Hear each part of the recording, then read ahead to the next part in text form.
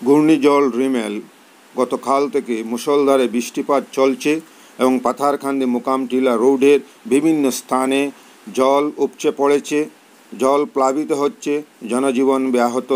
পাথারকান্দি মোকামটিলা রোডে বিশেষ করে বুবরিঘাট চা বাগান সংযুক্ত রোডের সম্মুখে হাঁটু জলের উপরে জল রাস্তা দিয়ে প্লাবিত হচ্ছে।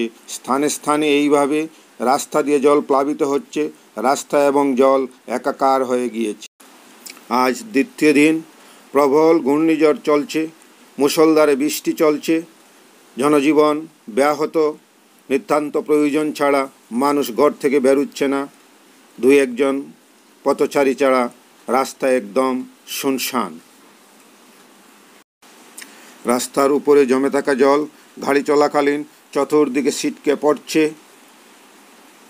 এবং আকাশ মেঘাচ্ছন্ন থাকায় সূর্যের আলো একদম নাই বললেই চলে।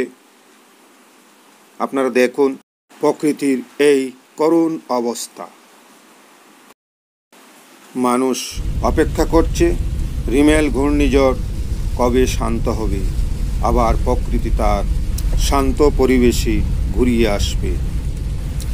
জল নিষ্কাশনের পরিকল্পিত সুব্যবস্থা না থাকার জন্য স্থানে স্থানে জল বাধাগ্রস্ত হয়ে আটকে পড়ে আছে এবং রাস্তার দুপাশে জল টইঠম্বুর অবস্থা।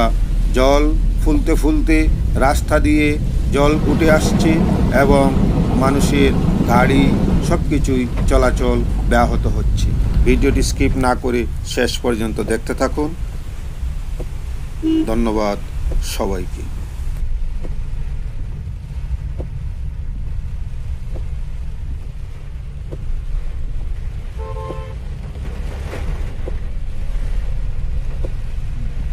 বন্ধ ও ব্রেক মারো।